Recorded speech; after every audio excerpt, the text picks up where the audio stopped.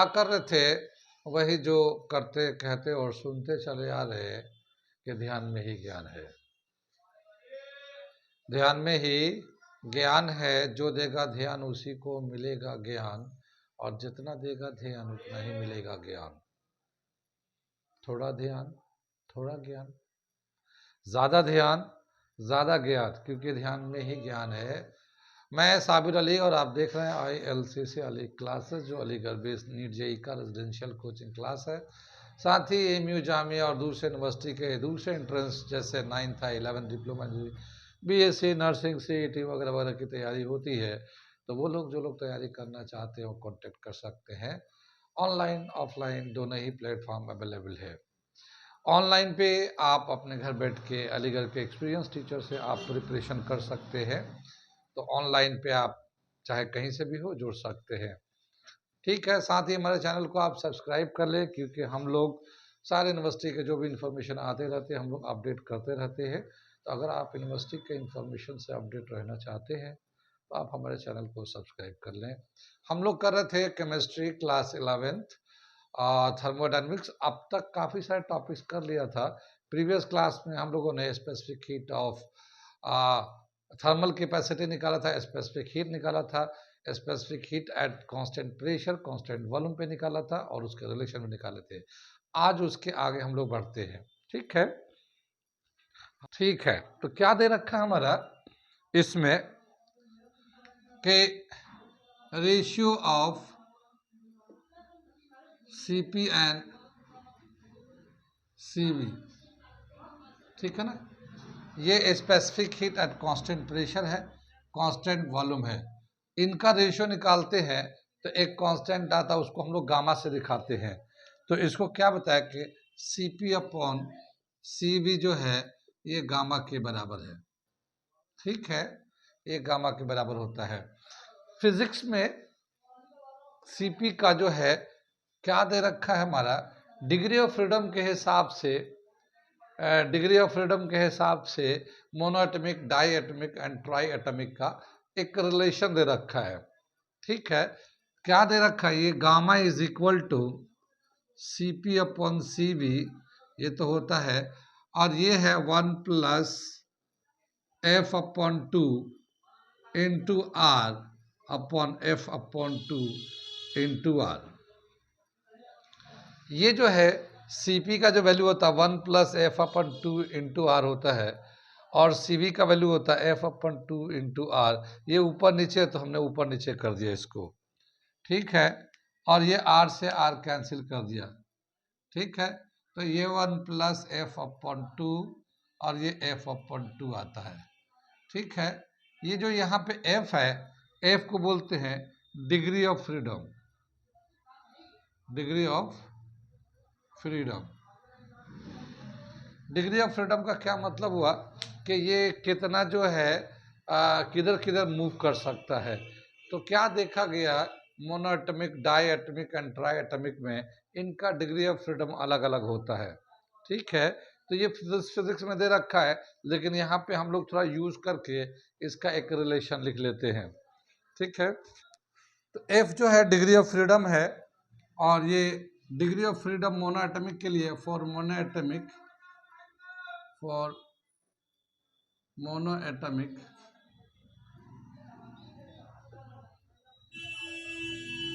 F is equal to 3 for monoatomic. Degree of freedom का क्या मतलब होता है, जैसे कोई मॉलिक्यूल है मोनोएटमिक है, तो वो ये x axis, y axis, z axis तीनों तरफ इक्वली मूव कर सकता है वो।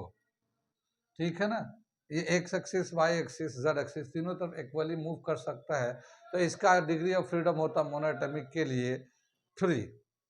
अब हम लोग अगर गामा का वैल्यू निकालना चाहते हैं, gamma is equal to CP upon CV है, और CP का जो वैल्यू है ये 1 प्लस F का वैल्यू 3/2 अपॉन 3/2 ऐसे आ गया हमारा। ये 1 प्लस F अपन 2, ये F/2, तो F3 डाल दिया, यहाँ F3 डाल दिया। इसको जब एलसीएम लेंगे तो 5/2 आ जाएगा, और ये 3/2 आ जाएगा। ये 5/2 इंटू 2/3, 2 से 2 कैंसिल हो जाएगा और गामा का वैल्यू होगा 5/3, ये 1.67। तो ये गामा का वैल्यू आ जाता है फॉर मोनो एटॉमिक गैस के लिए। कितनी बात समझ में? ऐसे ही क्या दे रखा है फॉर डाई एटॉमिक, ये तो एक नंबर हो गया for diatomic. Diatomic का मतलब दो एटम एक साथ मिले हैं, जैसे HCl होता है, NaCl होता है, दो एटम मिलके एक मॉलिक्यूल बनाया है, तो उसका जो डिग्री ऑफ फ्रीडम होता है वो 5 होता है। उसका डिग्री ऑफ फ्रीडम F का जो वैल्यू होगा वो 5 होगा डाई एटॉमिक के लिए।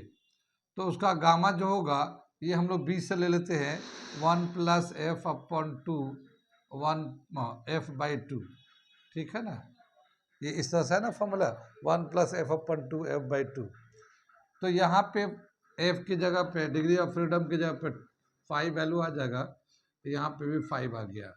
एलसीएम लेंगे तो ये आएगा 7/2 और ये 5/2, ये 2 से 2 कैंसिल होगा, गामा = 7/5 और ये आ जाएगा 1.4। तो गामा का वैल्यू डाई एटॉमिक के लिए 1.4 होता है, ठीक है। ये फिजिक्स में ज़्यादा यूज में है, केमिस्ट्री में कम यूज में है, लेकिन हम इसको बता दे रहे हैं कि ये जो है क्या चीज़ होता है। ऐसे ही एक और दे रखा है ट्राई एटॉमिक के लिए, जैसे ये डाई एटॉमिक हो गया, ट्राई एटॉमिक के लिए इधर से नोट कर लिया आपने। ये क्या दे रखा है, ये फॉर ट्राई एटॉमिक,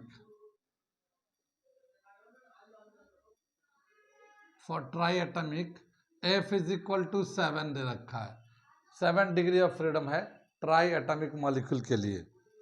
और अगर इसको लेते हैं गामा का Cp/Cv और ये है 1 + F/2 और F/2, तो ये है 1 + 7/2 अपॉन 7/2, ये हो जाएगा 9/2, ये 7/2, ये कैंसिल होकर 9/7 हो जाता है। और गामा का वैल्यू होता है 9/7 को डिवाइड करेंगे तो 1.2 के आसपास आएगा। अप्रॉक्सीमेटली हम लोग 3 ले सकते हैं, और अप्रॉक्सीमेटली हम लोग 3 ले लेते हैं, 1.3 अप्रॉक्स, ठीक है। तो ये जो है ना गामा का वैल्यू हम लोग इस तरह से निकालते हैं स्पेसिफिक हीट का। ये एक रिलेशन दे रखा है यहाँ पे। आगे चलते हैं, ये जो Cp, Cv और R का जो रिलेशन है, इसके बेस पे एक हम लोग न्यूमेरिकल कर लेते हैं ताकि कंसेप्ट क्लियर हो जाए, ठीक है। तो मैं आगे इसके न्यूमेरिकल लिख रहा हूँ, फिर समझाऊंगा, फिर करके दिखाऊंगा, ठीक है। इसे मिटा दूं। हाँ जी, ये देखिए क्या दे रखा है ये, how much heat is required to raise the temperature of an aluminium vessel weighing 1.25 kg from 25 degrees Celsius to 55 degrees Celsius. Molar specific heat, molar heat capacity of aluminum is 24 joule per mole per Kelvin, ठीक है। ये दे रखा हमारा, तो क्या दे रखा है इसमें, कितना, यह सवाल दे रखा है कितने हीट की जरूरत पड़ेंगे। अल्युमिनियम वेसल है, उसका जो वेट है 1.25 kg है, तो वेसल का वेट 1.25 kg है, तो उसको 25 डिग्री से 55 डिग्री टेम्परेचर चेंज करना चाहते हैं, तो कितने हीट की ज़रूरत पड़ेंगे, ये दे रखा हमारा क्वेश्चन। अब हम लोग देखते हैं कि यहाँ पे जो है मोलर हीट कैपेसिटी दे रखा है। मोलर हीट कैपेसिटी जानते हैं क्या होता है,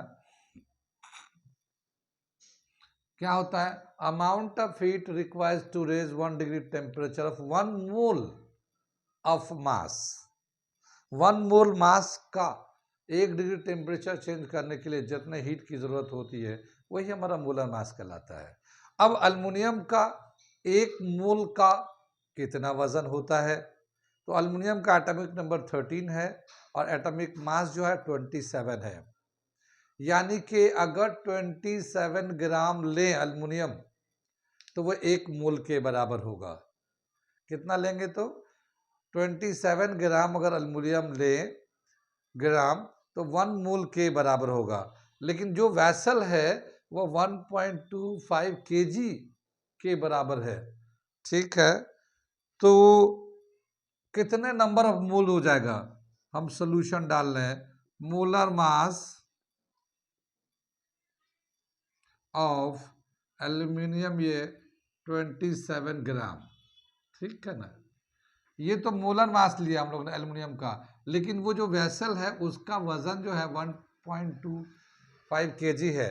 तो इसमें कितना मोल होगा एल्यूमिनियम का? तो mass of aluminium vessel 1.25 kg। अब इसको हम लोग ग्राम में कन्वर्ट कर देते हैं, 1.25 10⁻³ ग्राम, तो ये भी ग्राम में आ गया। ठीक है, अब नंबर ऑफ मोल निकालते हैं कि अगर एक मोल का मास 27 ग्राम होता है एल्युमिनियम का, एक मोल का मास 27 ग्राम है, तो 1.25 kg में कितने नंबर ऑफ मोल एल्युमिनियम होगा? ठीक है, तो नंबर ऑफ मोल निकालते हैं, number of mole of aluminium vessel. तो mass of vessel upon molar mass of aluminium, molar mass of aluminium. यहाँ पे मास ऑफ एल्युमिनियम वेसल कर लेते हैं, मास ऑफ एल्युमिनियम वेसल कर देते हैं। ठीक है,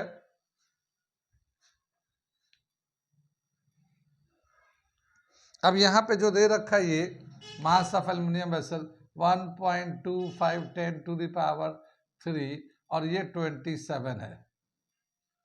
ठीक है, इसको जब सिंप्लीफाई करेंगे तो ये 55.5 मोल आ जाएगा। तो ये नंबर ऑफ मोल कितना आ जाएगा इसमें? 1.25 kg में ये 55.5 मोल ऑफ एल्युमिनियम होगा। ठीक है ना, कितनी बात समझ में? यहां तक नोट करिए, कर लिए। अब क्या बताया कि टोटल जो है एल्युमिनियम के वेसल को अगर 25 से टेम्परेचर बढ़ाकर 55 तक करना चाहते हैं तो कितने हीट की जरूरत पड़ेंगे? तो उसका एक रिलेशन दे रखा है, मैं यहाँ पे लिखता हूं। ठीक है, हीट रिक्वायर्ड,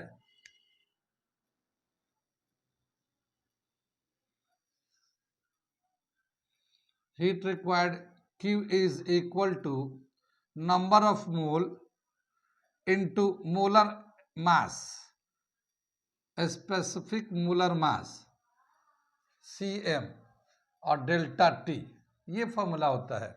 ये कितना हीट की जरूरत है Q से दिखा दिया, N कितना नंबर ऑफ मोल है, और Cm है specific heat, molar specific heat.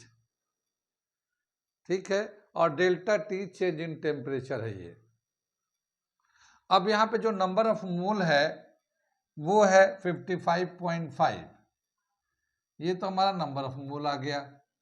और Cm ऑफ एल्युमिनियम, एल्युमिनियम का मोलर स्पेसिफिक हीट ये दे रखा था यहाँ क्वेश्चन में 24 है ये। ठीक है ना, तो इसको 24 से मल्टीप्लाई कर दिया। ठीक है, एक कॉल आ रहा है, जैसा देखता हूँ किसका आ रहा है। अच्छा, मिस कॉल होके रह गया, घर से आ रहा है, कोई बात नहीं, और घर से आ रहा, देखता हूँ, कर लूँगा बाद में। ठीक है, 55.5 ये 24 हो गया, और delta T change in temperature, तो टेम्परेचर कितना था यहाँ पे देखिए, चेंज इन टेम्परेचर ये होगा 25 से 55 तक, यानी कि चेंज इन टेम्परेचर जो ना 55 माइनस 25। ठीक है, अब क्या दे रखा है इसमें, 55.5 इंटू 24 इंटू 30, इसको हम लोग मल्टीप्लाई करते हैं, इसको मल्टीप्लाई करते हैं।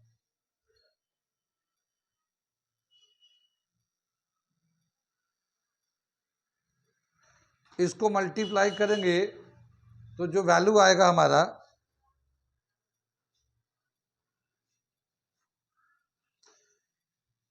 इसको जब मल्टीप्लाई करेंगे तो वैल्यू दे रखा है ये 39,960 जूल।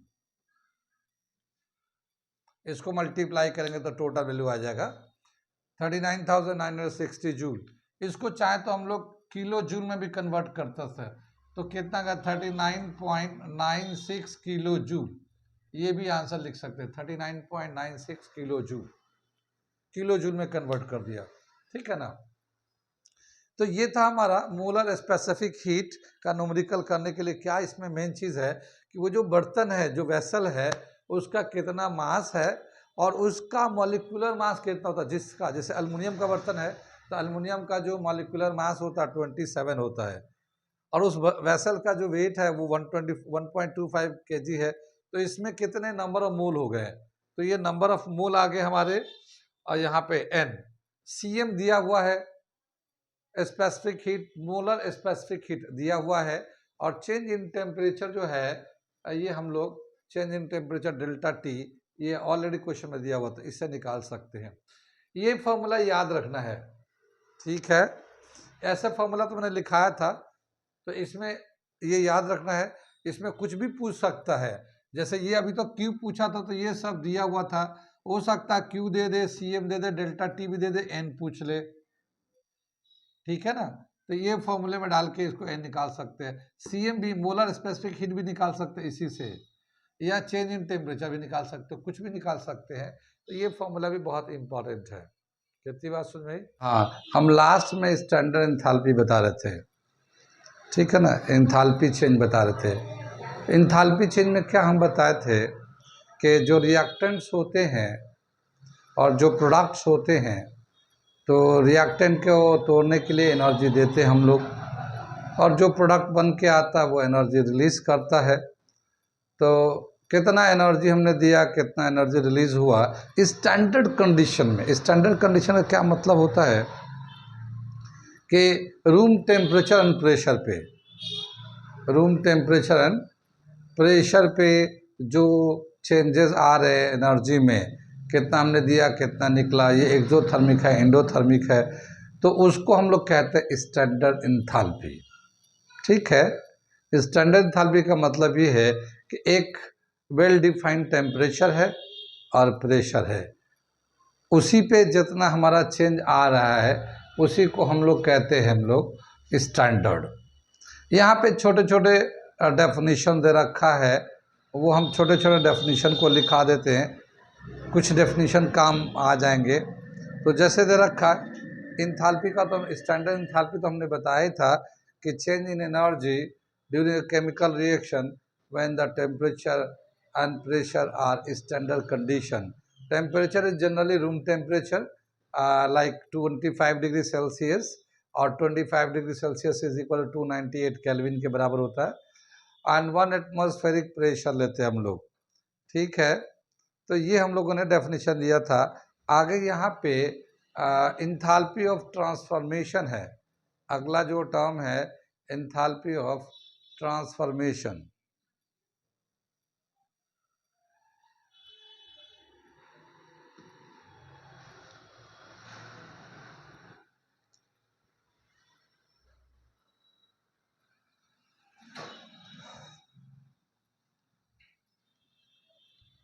क्या दे रखा ये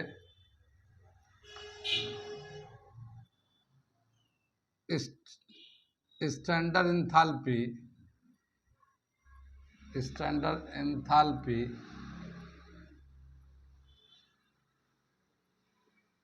ऑफ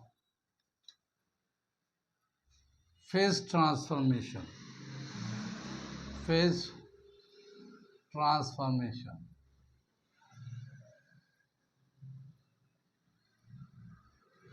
ये जो फेज ट्रांसफॉर्मेशन है, जैसे आमतौर पे हम लोग लेते हैं कि मान लो कोई सॉलिड है, उसको अगर लिक्विड में कन्वर्ट करना चाहते हैं, वन मोल, तो मोल में क्या होता है, मोलर इंथैल्पी उसको कहते हैं हम लोग, ठीक है ना। Molar enthalpy, standard molar enthalpy कहते हैं, क्योंकि एक मोल सॉलिड को, किसी भी सॉलिड को लिक्विड में कन्वर्ट करना चाहते हैं तो कितना हीट की ज़रूरत पड़ता है, तो उसको हम लोग कहते हैं फेज ट्रांसफॉर्मेशन। यानी सॉलिड से लिक्विड में चेंज होता है।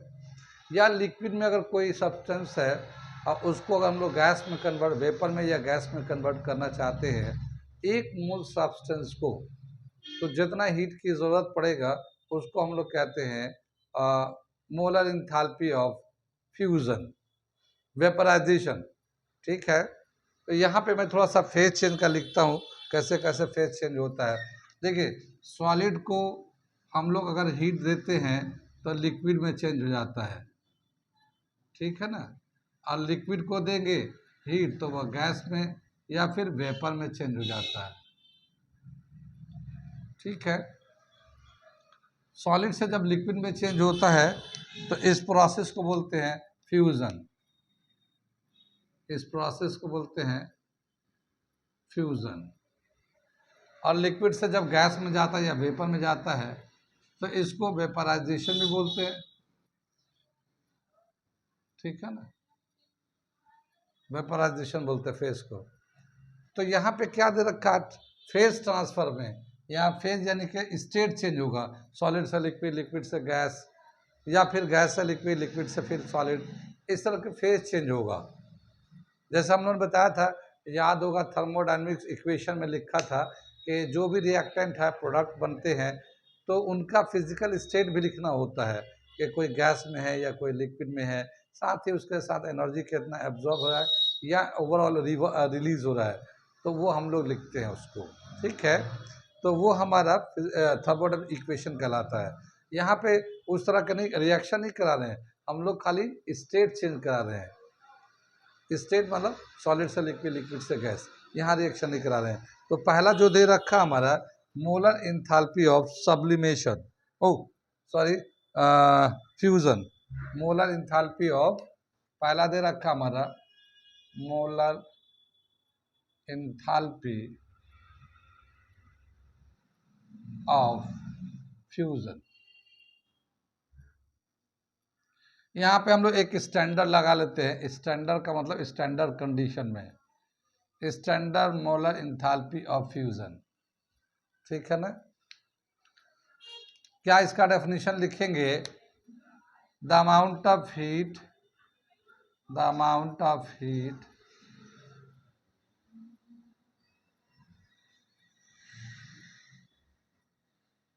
required to change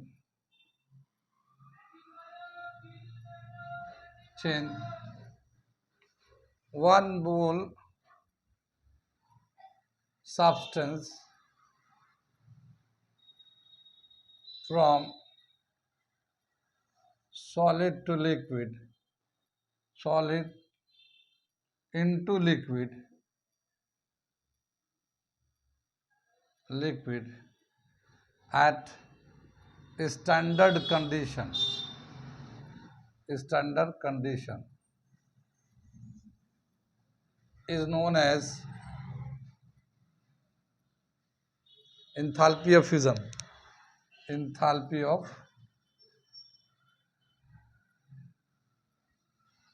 fusion.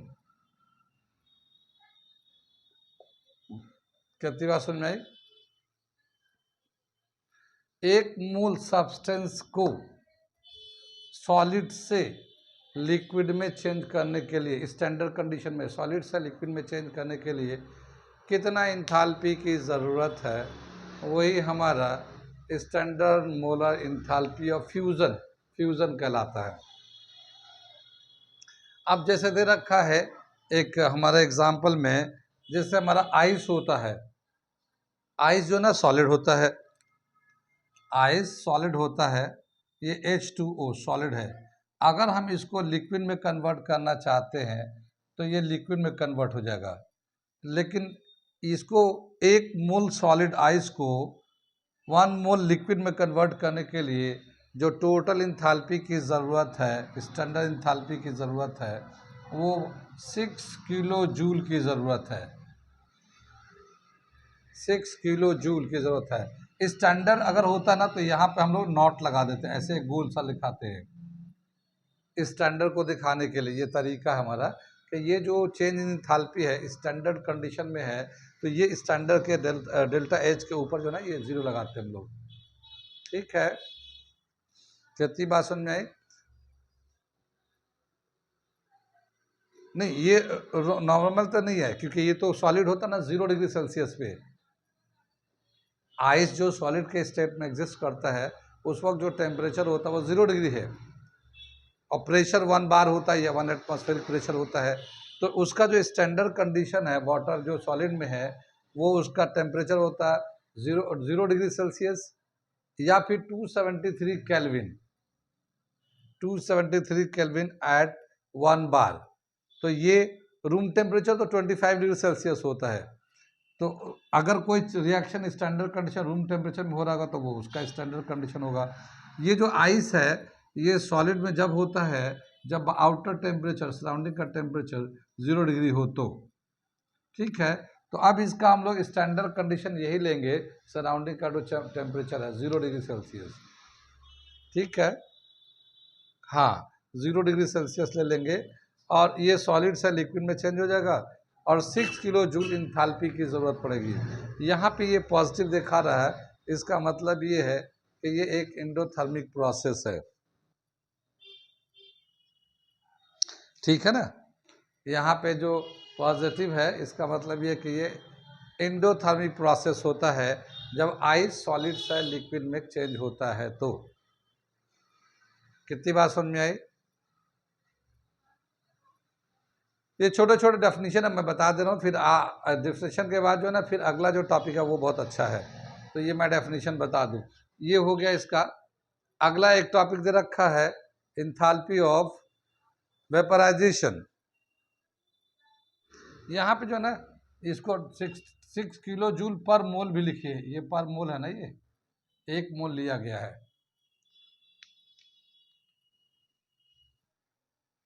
क्या दे रखा है? Standard enthalpy of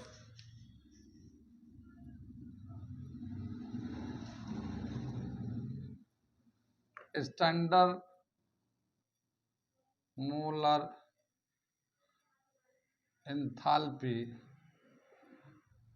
of vaporization।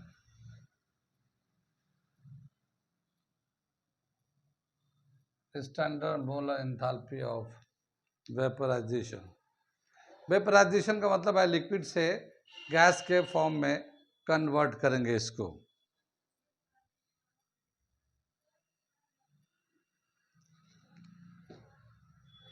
Liquid से गैस के फॉर्म में कन्वर्ट करेंगे। क्या दे रखा? Amount of heat required to change, amount of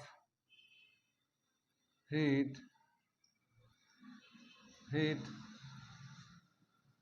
required to change 1 mole of a substance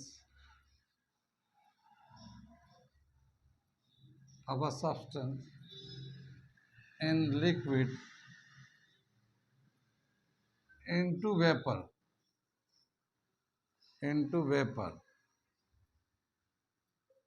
at standard condition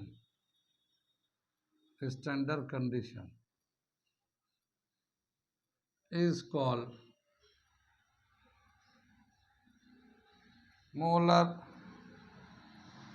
standard molar enthalpy। standard molar enthalpy of vaporization. ये तो एक जनरल डेफिनेशन दे रखा है। फॉर वाटर दे रखा है। वाटर के लिए क्या होगा? वाटर लिक्विड में होता है H2O लिक्विड में है। अगर इसको हम लोग वेपर में ले जाना चाहते हैं यानी गैस में कन्वर्ट करना चाहते हैं तो इस वक्त जो स्टैंडर्ड एंथैल्पी चेंज आता है, ठीक है, ये वेपराइजेशन, ये VAP लिख दिया। ये दे रखा 40.6 किलो जूल पर मोल, ये प्लस में है 40.6 किलो जूल पर मोल। ये VAP है, ये VAP मतलब वेपराइजेशन, VAP, ठीक है। तो स्टैंडर्ड कंडीशन में 1 मोल वाटर को अगर हमें वेपर में ले जाना है तो कितना एनर्जी की या हीट की इंथैल्पी की ज़रूरत होती है, वही हमारा स्टैंडर्ड मोलर इंथैल्पी होता है। मोलर का मतलब होता है कोई भी सब्सटेंस जो है ना, एक मोल ले और उसका स्टेट चेंज करे। स्टेट चेंज करे यानी सॉलिड से लिक्विड में करे, या फिर लिक्विड है तो गैस में करे। तो कितना एनर्जी की ज़रूरत होती है, उसी को हम लोग कहते हैं इंथैल्पी, स्टैंडर्ड मोलर इंथैल्पी। ठीक है। मोलर मतलब जैसे कार्बन का मोलर मास कितना होता है, 12। कार्बन एटम का मोलर मास होता है 12। ठीक है ना। अब ये है कि कार्बन सॉलिड में है तो लिक्विड में कन्वर्ट करना चाहते हैं तो कितना एनर्जी की जरूरत होगी, या कोई अगर कंपाउंड है, अगर लिक्विड में है, अगर गैस में कन्वर्ट करना चाहते हैं तो कितना एनर्जी की ज़रूरत है इन स्टैंडर्ड कंडीशन में। यानी टेम्परेचर बढ़ेगा नहीं। जैसे यहाँ पे जो है लिक्विड है, ये गैस बनाया गया, लेकिन टेम्परेचर सेम है, टेम्परेचर नहीं बढ़ा रहे, टेम्परेचर उतना ही रहेगा। अगर टेम्परेचर बढ़ाएंगे तो फिर अलग से हीट की ज़रूरत पड़ती है। जैसे देखिए ये जो है, एक यहाँ पे देखिए ये वाटर है, ये सॉलिड है। क्या मतलब हुआ, अगर ये सॉलिड है तो ये आइस है ना, आइस के फॉर्म में है ये। लेकिन जिस वक्त वाटर जो है ना आइस के फॉर्म में होता है, उस वक्त वाटर लिक्विड के फॉर्म में भी मिलेगा बहुत सारा, बहुत सारा वाटर जो है ना। जैसे आप देखेंगे अभी सर्दी के दिन आ रहे हैं ना, तो कश्मीर वगैरह में बहुत सारे पानी के जो झील है ना, जैसे दाल लेक बहुत मशहूर है, न्यूज़ में आते रहता है, जहाँ पे टूरिस्ट बहुत घूमते हैं, दाल लेक। तो उसमें जब अभी तो पानी होता है, लेकिन जब ठंड हो जाता है ना तो ऊपर में पानी जो ना आइस बन जाता है ऊपर का, लेकिन नीचे अभी भी पानी रहता है। ठीक है ना, नीचे अभी भी पानी रहता है।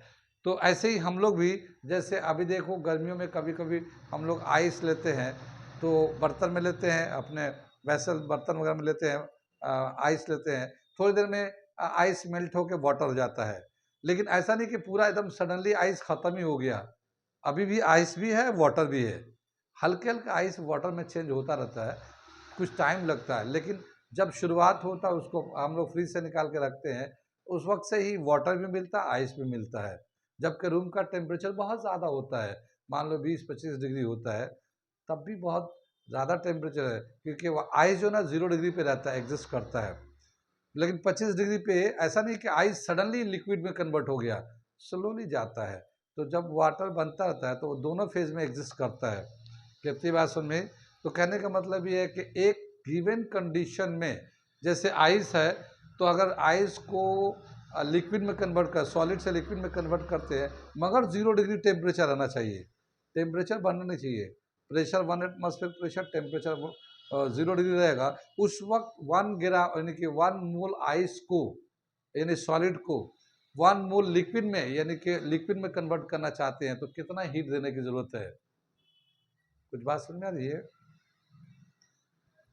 हाँ, 1 मोल आइस को 1 मोल लिक्विड में कन्वर्ट करना है, मगर टेम्परेचर चेंज नहीं होना चाहिए। जितना आइस का टेम्परेचर था उतना ही हमें लिक्विड का भी टेम्परेचर रहना चाहिए। लेकिन हाँ, उसको मेल्ट करने के लिए जो हम लोग हीट दे रहे हैं, वो हीट कितने की ज़रूरत है, उसी को हम लोग स्टैंडर्ड मोलर इंथैल्पी कहते हैं। ठीक है ना। ऐसे ही अगला एक टर्म दे रखा है, standard molar enthalpy of sublimation. Sublimation का नाम तो सुना ही होगा। हाँ, ये मैं बदल देता हूँ, क्या है, सब्लिमेशन को लिख देता हूँ यहाँ पे।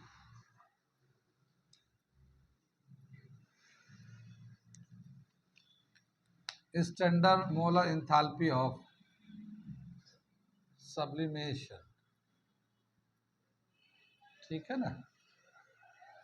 सब्लिमेशन में क्या होता है, सब्लिमेशन में क्या होता है, हाँ, when solid directly convert into gas without undergoing liquid stage. Liquid stage नहीं आता, वो डायरेक्ट सॉलिड से गैस में कन्वर्ट होता है, उसी को हम लोग बोलते हैं सब्लिमेशन। तो एक मोलर मास को सॉलिड से डायरेक्ट गैस में कन्वर्ट करने के लिए कितने हीट की ज़रूरत पड़ेंगे, वही हमारा standard molar enthalpy of sublimation कहलाएगा। तो मैं ये थोड़ा सा चेंज कर दूंगा, मैं इसको पढ़ रहा हूँ। Amount of heat required to change 1 mole of solid, ठीक है, 1 mole of solid substance into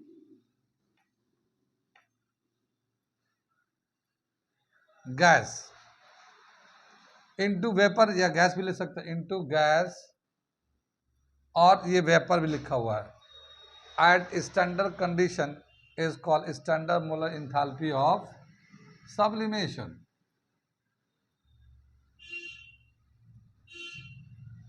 ठीक है ना, ये हमने थोड़ा सा चेंज कर दिया। Amount of heat required to change 1 mole of solid substance into gas और vapour at standard condition is known as standard molar enthalpy of sublimation.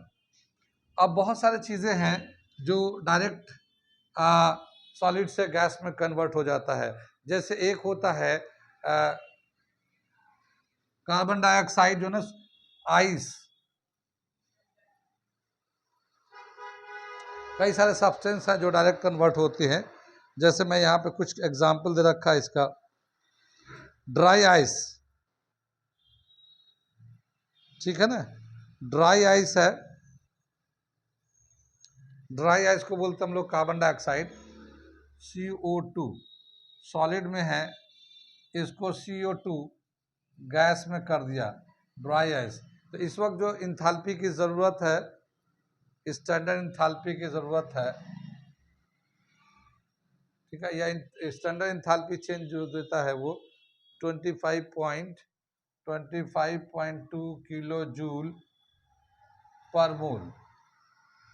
कितनी बात सुन में ये,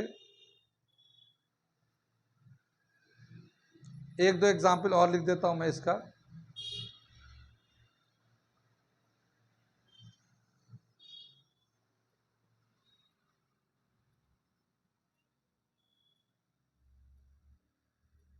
एक मिनट अभी,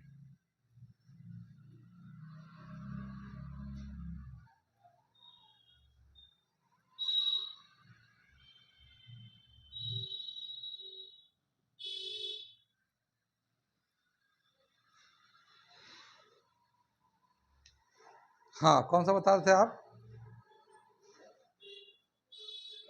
ये, हाँ ये, हाँ हाँ, carbon dioxide, carbon dioxide, solid carbon dioxide को ही ड्राई आइस बोलते हैं हम लोग। Solid carbon dioxide is also known as dry ice.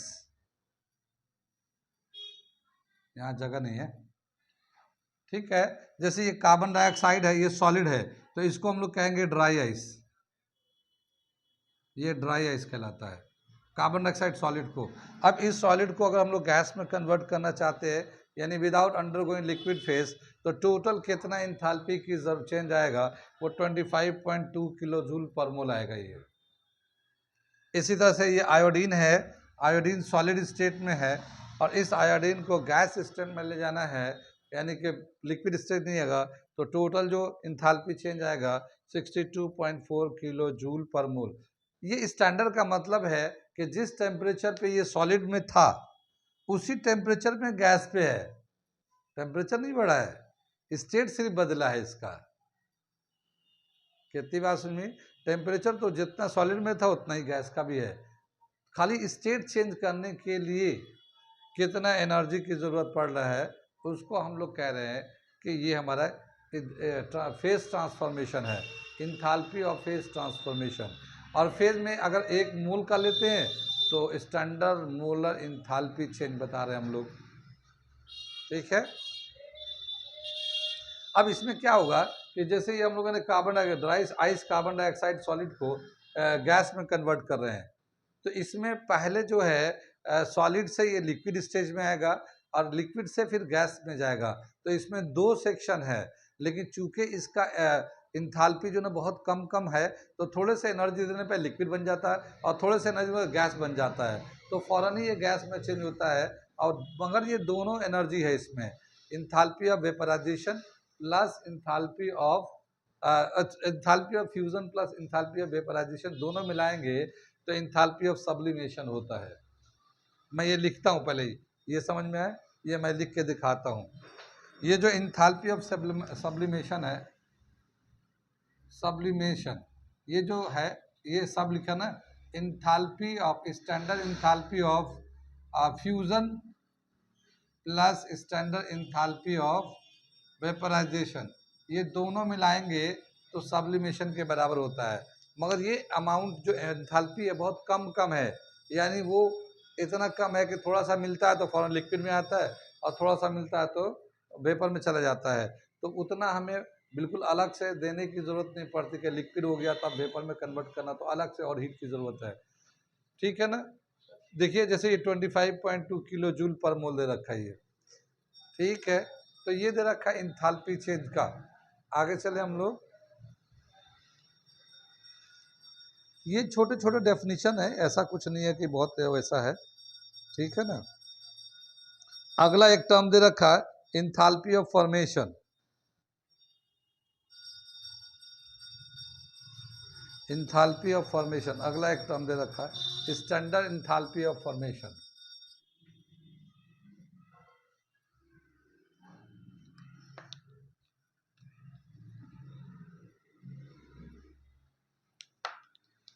Standard molar enthalpy of formation, standard enthalpy molar formation, देखता हूँ मोलर दे रखा नहीं है।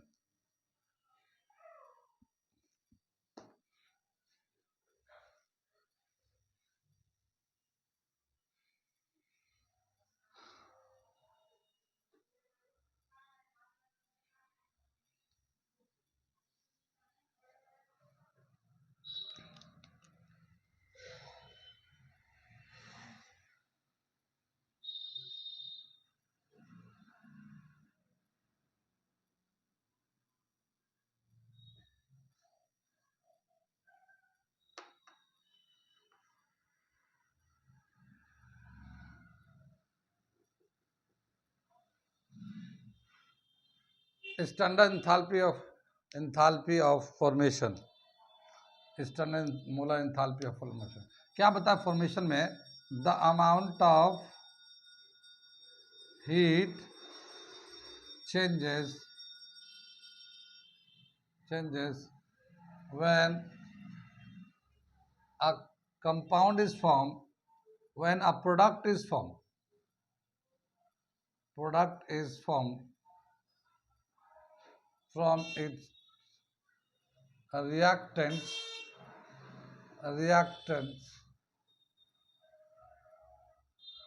reacting at standard condition, reacting at standard condition, ठीक है ना। स्टैंडर्ड कंडीशन में अगर रिएक्ट कर रहा है तो जितना इंथैल्पी के चेंज होते हैं वही इंथैल्पी ऑफ फॉर्मेशन कहलाता है।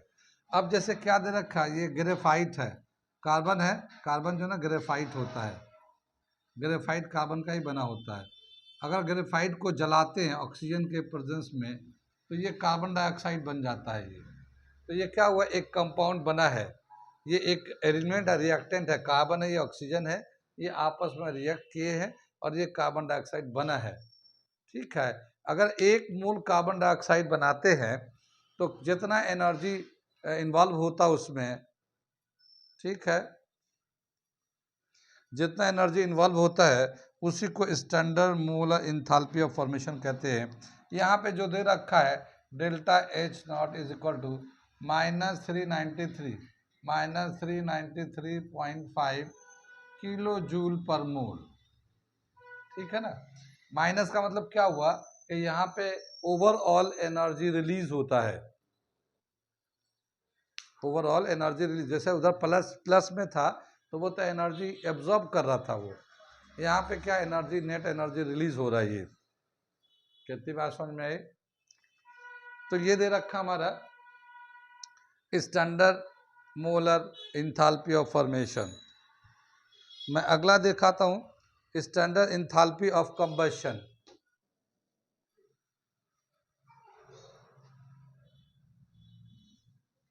Standard enthalpy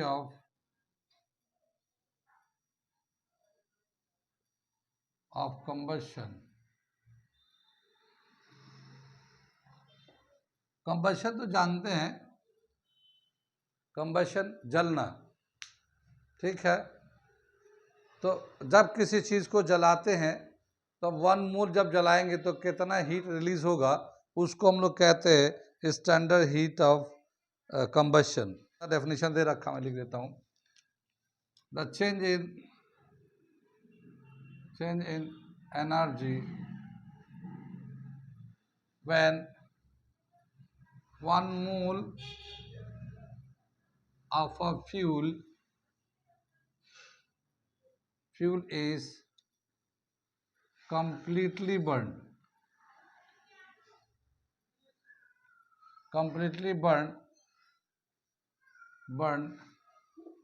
in the excess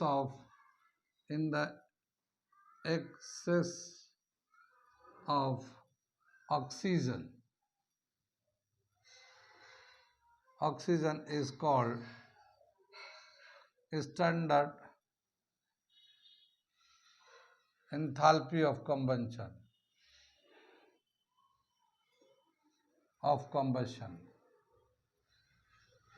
कुछ बात समझ में आ रही है? स्टैंडर्ड एंथैल्पी ऑफ कंबशन यानी एक मोल को, फ्यूल को कंप्लीटली जलाने के लिए, यानी ऑक्सीजन पूरा रहना चाहिए, ऑक्सीजन की कमी नहीं होना चाहिए, उसे कंप्लीटली बर्न कराने के लिए जितना हीट चाहिए, ये जितने हीट के चेंजेस आते हैं या रिक्वायरमेंट आता है, उसी को स्टैंडर्ड एंथैल्पी ऑफ कंबशन बोलते हैं। अब जैसे यहाँ पे दे रखा है एक एग्जाम्पल, मैं लिखता हूँ, कई सारे एग्जाम्पल मैं एक लिखता हूँ। अब जैसे ये एक हमने एग्जाम्पल लिख दिया, क्या दिया है? CH4, ये मीथेन गैस होता है। मीथेन गैस तो नाम सुना होगा, मार्स गैस भी कहलाता है। ये एक्सेलेंट फ्यूल होता है, बायोगैस में आता है।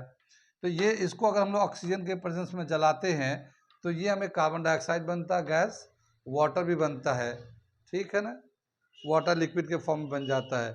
लेकिन इस वक्त जो स्टैंडर्ड एंथैल्पी चेंज आता है -891 किलो जूल पर मोल, यानी एक मोल मीथेन को कंप्लीटली अगर जलाते हैं तो हमें जो एनर्जी मिलता है, रिलीज होता है, एक्सोथर्मिक प्रोसेस होता है, और जो एनर्जी रिलीज होता है वो 891 किलो जूल पर मोल होता है, ठीक है। ऐसे ही एक दूसरा एग्जाम्पल दे रखा है, मैं लिखता हूं।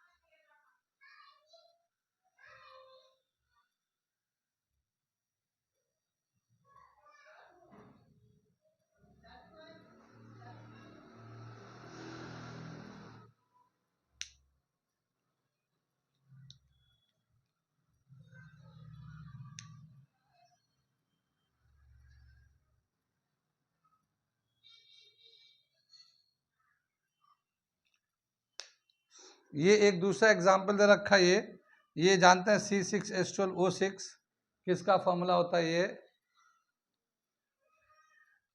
ये C6H12O6 ग्लूकोज का फॉर्मूला होता है, ग्लूकोज होता है ये जब ग्लूकोज, जैसे हम लोग खाना खाते हैं तो क्या होता है? कार्बोहाइड्रेट होता है खाने में, और वो जो कार्बोहाइड्रेट होता है वो डाइजेस्ट होता है, और जो कार्बोहाइड्रेट का जो सिंपलेस्ट फॉर्म होता है वो ग्लूकोज होता है। तो ये ग्लूकोज है, और ये ऑक्सीजन है। ऑक्सीजन जो है ना आता है ग्लूकोज के साथ, माइटोकॉन्ड्रिया में ऑक्सीडेशन प्रोसेस होता है। तो यहाँ पे जो है कार्बन डाइऑक्साइड बनता है और ये वाटर बनता है। लेकिन जब एक मोल ग्लूकोज कंप्लीटली वो कंबशन हो जाता है, ये ऑक्सीडेशन हो जाता है, तो टोटल एनर्जी जो रिलीज होता है, ये देखिए -2900 किलो जूल पर मोल, 2900 किलो जूल पर मोल एनर्जी रिलीज होता है। तो ये भी एक हमारा कंबशन का ही प्रोसेस होता है, जो हम लोग खाना जो है खाते हैं, डाइजेस्ट होता है माइटोकॉन्ड्रिया में जाके, ये भी एक कॉम्बशन प्रोसेस होता है। ठीक है, इंथैल्पी का मतलब ये दे रखा है कि कितना एनर्जी आपको देना है या रिलीज होता है जब एक मूल सब्सटेंस रिएक्ट कर रहा है या फॉर्म कर रहा है या फिर स्टेट चेंज हो रहा है, सॉलिड से लिक्विड में जा रहा है, लिक्विड से गैस में जा रहा है या फिर सॉलिड टू गैस जा रहा है। एक मोल को चेंज जब करते तो जितना इंथैल्पी का चेंज आता है, जितना हीट की ज़रूरत होती है, वही स्टैंडर्ड इंथैल्पी कहलाता है। ये अलग अलग टर्म के हिसाब से डेफिनेशन हम लोग लिख रहे हैं समझने के लिए। कुछ एग्जाम्पल है तो उसके अपने वैल्यूज़ भी हैं, ठीक है ना, उसके अपने वैल्यूज़ भी हैं, तो वो हम लोग वैल्यू लिख दे रहे हैं एक एक दो एग्जाम्पल के। आगे क्या दे रखा है, आगे हम लोग करेंगे कंटिन्यू